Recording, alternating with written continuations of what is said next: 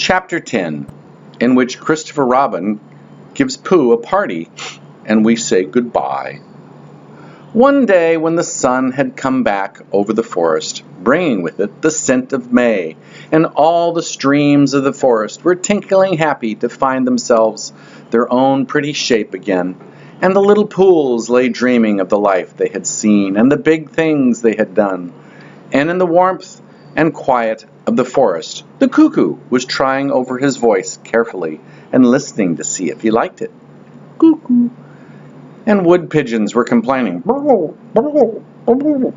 gently to themselves in their lazy, comfortable way that it was the other fellow's fault, but it didn't matter very much. On such a day as this, Christopher Robin whistled in a special way he had. An owl came flying out of the 100-acre wood to see what was wanted. "Owl," said Christopher Robin, "I'm going to give a party." "You are you?" said Owl. "And it's to be a special sort of party because it's because of what Pooh did when he did what he did to save Piglet from the flood." "Oh, that's what it's for, is it?" said Owl. "Yes, so will you tell Pooh as quickly as you can and all the others, because it will be tomorrow." "Oh, will it?" said Owl, still being as helpful as possible. "So will you go and tell them, Owl?" Owl tried to think of something very wise to say, but couldn't, so he flew off to tell the others. And the first person he told was Pooh. "Pooh," he said, "Christopher Robin is giving a party." "Oh," said Pooh, and then seeing that Owl expected him to say something else, he said, "Will there be those little cake things with pink sugar icing?" Owl felt that it was rather beneath him to talk about little cake things with pink sugar icing. So he told Pooh exactly what Christopher Robin had said and flew off to Eeyore. "A party for me?" thought Pooh to himself. "How grand!" And he began to wonder if all the other animals would know that it was a special Pooh party, and if Christopher Robin had told them about the floating bear and the brain of Pooh and all the wonderful ships he had invented and sailed on, and he began to think how awful it would be if everybody had forgotten about it, and nobody quite knew what the party was for. And the more he thought like this, the more the party got muddled in his mind, like a dream when nothing goes right. And the dream began to sing itself over in his head until it became a sort of song. It was an anxious Pooh song. "3 cheers for Pooh." "For who?" "For Pooh." "Why, what did he say? What did he do?" "I thought you knew. He saved his friend from a wedding. 3 cheers for Bear." "For where?" "For Bear. He couldn't swim, but he rescued him." "He rescued who?" "Oh, listen, do. I am talking of Pooh." "Of who?" "Of Pooh. I'm sorry, I keep forgetting." "Well, Pooh was a bear of enormous brain." "Just say it again." "Of enormous brain." "Of enormous what?" "Well, he ate a lot, and I don't know if he could swim or not, but he managed to float on a sort of boat." "On a sort of what?" "Well, Pooh, a sort of pot. So now let's give him 3 hearty cheers." "So now let's give him 3 hearty witches?" "And hope he'll be with us for years and years, and grow in health and wisdom and riches. 3 cheers for Pooh." "For who?" "For Pooh." 3 cheers for Bear." "For where?" "For Bear." 3 cheers for the wonderful Winnie the Pooh. Just tell me, somebody, what did he do? While this was going on inside him, Owl was talking to Eeyore. "Eeyore," said Owl, "Christopher Robin is giving a party." "Very interesting," said Eeyore. "I suppose they will be sending me down the odd bits which got trodden on, kind and thoughtful." "Not at all. Don't mention it." "There is an invitation for you." "What's that like?" "An invitation." "Yes, I heard you. Who dropped it?" "This isn't anything to eat. It's asking you to the party tomorrow." Eeyore shook his head slowly. "You mean Piglet, the little fellow with the excited ears. That's Piglet, I'll tell him." No, said Owl, getting quite fussy. "It's you!" "Are you sure?" "Of course I'm sure," said Christopher Robin said. "All of them. Tell all of them." "All of them except Eeyore?" "All of them," said Owl sulkily. "Ah," said Eeyore, "a mistake, no doubt, but still, I shall come. Only don't blame me if it rains." But it didn't rain. Christopher Robin made a long table out of some long pieces of wood, and they all sat around it. Christopher Robin sat at one end and Pooh at the other, and between them on one side were Owl and Eeyore and Piglet, and between them on the other side were Rabbit, Roo, and Kanga. And all Rabbit's friends and relations spread themselves about on the grass, and waited hopefully in case anybody spoke to them, or dropped anything, or asked them the time. It was the first party to which Roo had ever been, and he was very excited. As soon as ever they had sat down, he began to talk. "Hello, Pooh," he squeaked. "Hello, Roo," said Pooh. Roo jumped up and down in his seat for a little while, and then began again. "Hello, Piglet," he squeaked. Piglet waved a paw at him, being too busy to say anything. "Hello, Eeyore," said Roo. "Hello, Eeyore," said Roo. Eeyore nodded gloomily at him. "It will rain soon. You see if it doesn't," he said. Roo looked to see if it didn't, and it didn't. So he said, "Hello, Owl."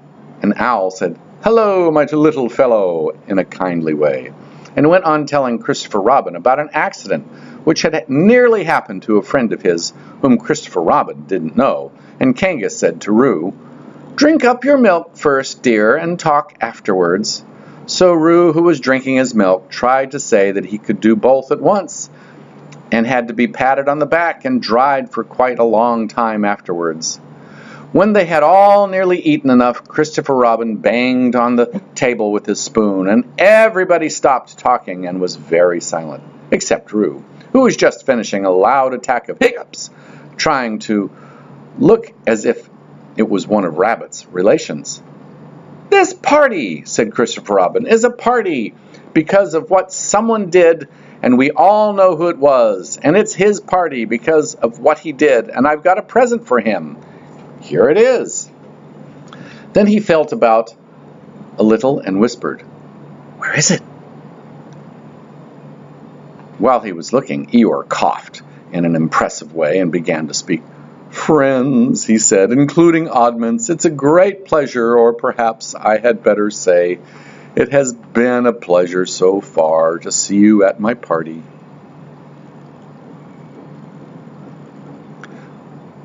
What I did was nothing, any of you except Rabbit,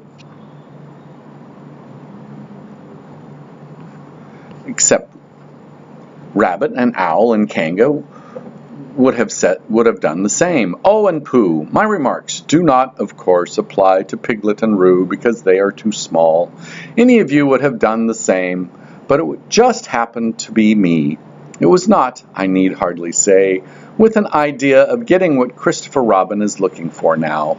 And he put his front leg to his mouth, and in a loud whisper, "Try under the table." That I did. What I did, but because I feel that we should all do what we can to help. I feel that we should all... "Hup!" said Roo accidentally. "Roo, dear," said Kanga reproachfully. "Was it me?" asked Roo, a little surprised. "What's Eeyore talking about?" Piglet whispered to Pooh. "I don't know," said Pooh rather dolefully. "I thought this was your party." "I thought it was once, but I suppose it isn't." "I'd sooner it was yours than Eeyore's," said Piglet. "So would I," said Pooh. "Hup!" said Roo again. "As I was saying," said Eeyore loudly and sternly, "as I was saying when I was interrupted by various loud sounds, I feel that—" "Here it is!" cried Christopher Robin excitedly. "Pass it down to silly old Pooh. It's for Pooh." "For Pooh?" said Eeyore. "Of course it is. The best bear in all the world." I might have known, said Eeyore. After all, one can't complain. I have my friends. Somebody spoke to me only yesterday. And it was last week or the week before that Rabbit bumped into me and said, "Bother, the social round. Always something going on." Nobody was listening, for they were all saying, "Open it, Pooh!" "What is it, Pooh? Know what it is?" "I know what it is." "No, you don't." And other helpful remarks of this sort, and of course Pooh was opening it as quickly as he ever could, but without cutting the string, because you never know when a bit of string might be useful. At last it was undone. When Pooh saw what it was, he nearly fell down. He was so pleased. It was a special pencil case.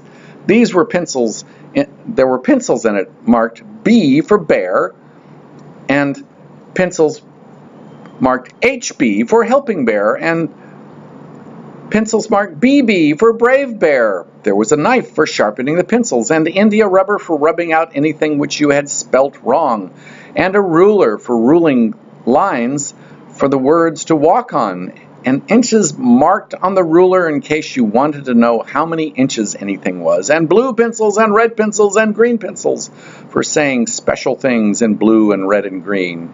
And all these lovely things were in the little pockets of their own in a special case which shut with a click when you clicked it.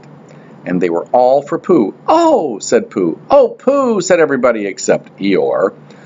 "Thank you," growled Pooh. But Eeyore was saying to himself, "This writing business, pencils and whatnot, overrated if you ask me, silly stuff, nothing in it." Later on, when they had all said goodbye and thank you to Christopher Robin, Pooh and Piglet walked home thoughtfully together in the golden evening. And for a long time they were silent. "When you wake up in the morning, Pooh," said Piglet at last, "what's the first thing you say to yourself?" "What's for breakfast?" said Pooh. "What do you say, Piglet?" "I say, I wonder what's going to happen exciting today," said Piglet. Pooh nodded thoughtfully. "It's the same thing," he said. "And what did happen?" asked Christopher Robin. "When?" "Next morning." "I don't know." "Could you think and tell me and Pooh and sometime?" If you want it very much. "Pooh does," said Christopher Robin. He gave a deep sigh, picked up his bear by the leg, and walked off to the door, trailing Winnie the Pooh behind him. At the door he turned and said, coming to me, Come to see me have my bath?" "I might," I said. "Was Pooh's pencil case any better than mine?" "It was just about the same," I said. He nodded and went out, and in that moment I heard Winnie the Pooh bump, bump, bump, going up the stairs behind him. Good night.